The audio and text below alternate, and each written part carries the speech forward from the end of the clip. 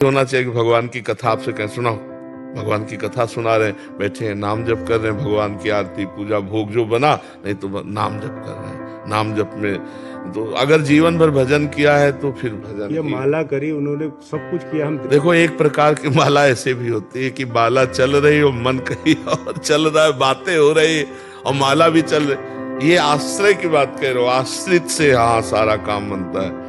जब शुरू से भजन किया जाता है तो उसका एक प्रकाश हो जाता है। और अगर थोड़ा माला इधर घुमा लिया, तीर्थ यात्रा, ये शुभ कर्म होता है, तो अशुभ कर्म भी तो है, वो अपना प्रभाव दिखाएंगे। तो अब आपके हाथ में है, आप उनको कथा सुनाओ, जैसे भागवत की है, भक्तमाल की है, नाम सुन। जब कहें टीवी देखो तो प्रवचन सुनाओ, नाम कीर्तन सुनाओ और संतों के प्रवचन सुनाओ। टीवी में इधर उधर मत लगाओ। अब जैसे बुरी दशा आने के पहले बुद्धि बदली जाती है, तो अब अंतिम बिगड़ जाए इसलिए माया उनकी बुद्धि को बदल रही है। आप ही देख लो, नहीं तो कोई उपाय नहीं। इसीलिए तो जन्म जन्म मुनि जतन कराही, अंतराम कहे आवत नहीं। गुरुदेव, हमारी एक इच्छा है कि उनके लिए भागवत पाठ करा लेंगे। हाँ, जिंदा है अभी तो करवा लो, और अच्छा रहेगा। बिल्कुल बिल्कुल बिल्कुल, बहुत सुंदर बहुत सुंदर बहुत सुंदर। घर के अंदर ही। हाँ, वो संस्कृत वाला पाठ करवा, मूल संस्कृत। वो तो बहुत बड़ा प्रोग्राम है, वो बाहरी लोग हाँ अपने उनके कल्याण के लिए उनके कान में शब्द पढ़ते रहे। ऐसी जगह पंडित को बैठा दो और दीपक जलाकर कलश आदि का, और फिर पूजन करवा के भागवत का 7 दिन पाठ करवा दो। 7 दिन।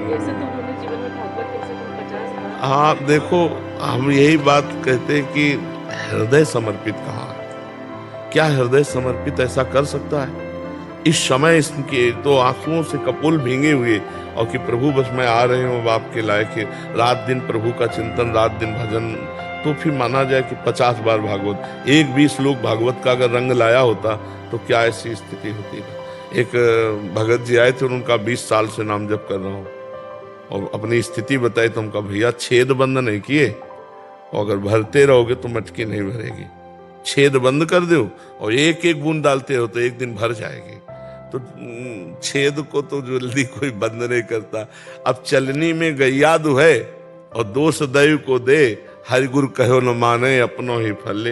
अभी शुद्ध मार्ग का अनुसरण नहीं हुआ, नहीं तो इस समय कैसे भय लग जाता कि एक क्षण भी भगवान का विस्मरण नहीं होना चाहिए, कभी भी शरीर छूट सकता है। अब विषयों से राग, इस समय तो स्वाभाविक वैराग्य हो जाता है, वृद्धावस्था है। अब टीवी और ये सब, मतलब मुझे लगता है थोड़ा भगवान से प्रार्थना करो कि उनकी बुद्धि शुद्ध हो।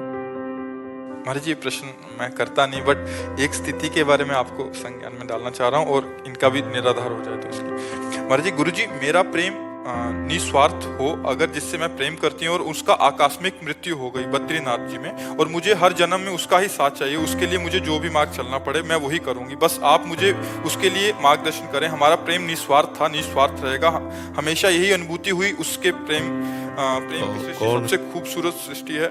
हाँ, तो अपने प्रेम हाँ, को तो पुनः प्राप्त पाना। देखो, सबके इन ढांचों के अंदर भगवान विराजमान है और कोई नहीं। नाम रूप अलग अलग पुकारे जाते हैं, ये ढांचे हैं। इनमें जो पावर है, जैसे माइक, पंखा, हाइलोजन, एसी और लाखों करण हैं, यंत्र हैं, पर बिजली तो एक ही है ना। तो सबके अंदर पावर एक है, परमात्मा।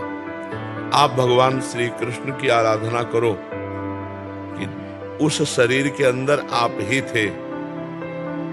अगर वो शरीर प्रिय होता तो शरीर रख लेते।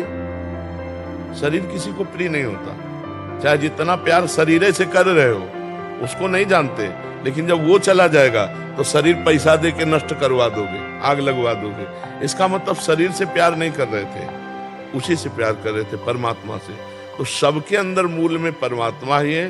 श्री कृष्ण को विराजमान करके आराधना करो कि मुझे जन्म जन्म तुम ही पति रूप में मिलो। वही थे शरीरों का, कि वही रूप, वही पांच भौतिक शरीर कभी नहीं। ये हमारे प्रभु का सृष्टि का ढांचा ऐसा बनता है खांचे से कि दोबारा देखने को नहीं मिलेगा। अब बताओ कितने लोग हैं, सबकी आंख और नाक कान और जगह, और सब अलग अलग पहचाने जाते हैं, और वो असंख्यों लोग, और सबका फिंगरप्रिंट अलग ही मिलेगा।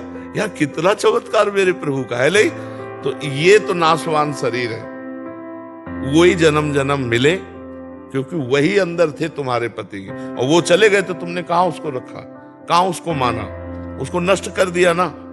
तो जो उनके अंदर थे वो प्रभु श्री कृष्ण थे, उनको तुम जानती नहीं, उनको तुम मानती नहीं हो। नहीं, ये प्रश्न न रहता, ये प्रश्न खत्म हो जाता कि मैं हे परम सुंदर सबके अंदर विराजमान श्री कृष्ण, मैं तो जानती नहीं थी कि तुम ही हो।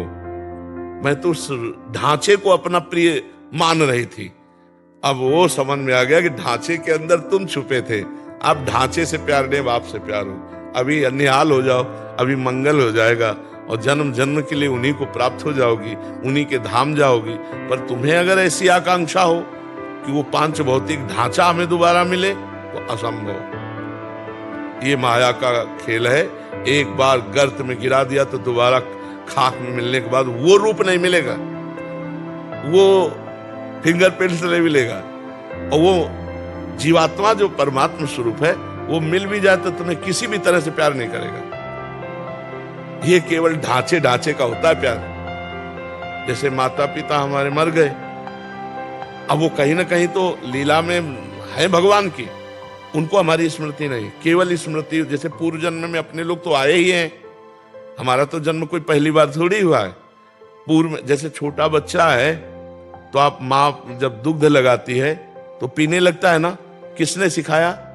पूर्व का अभ्यास है, ऐसे करो, वो रोने लगेगा। मतलब ये ज्ञान पूर्व का है ना उसको।